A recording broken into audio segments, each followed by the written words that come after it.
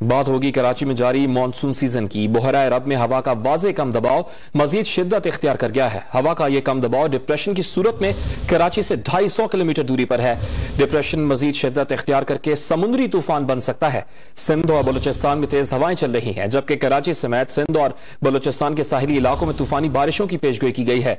महकमा मौसमियात ने शदीद और मूसलाधार बारिशों के बायस मुतअद्दिद शहरों में सैलाबी सूरत हाल पैदा होने का अलर्ट भी जारी कर दिया।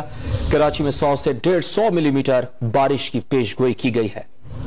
जो लो प्रेशर एरिया गुजरात की तरफ मूव करके आया सेंट्रल इंडिया से, वो इस वक्त नॉर्थ ईस्ट अरेबियन सी पर मौजूद है। कराची से लो प्रेशर एरिया शिद्दत इख्तियार करके डिप्रेशन की शक्ल में मौजूद है और खदशा ये है कि आइंदा 24 घंटों में साइक्लोन की शक्ल इख्तियार कर सकता है। इस वजह से तो उसको एनवायरमेंटल कंडीशन फेवरेबल नजर से हैं सारी।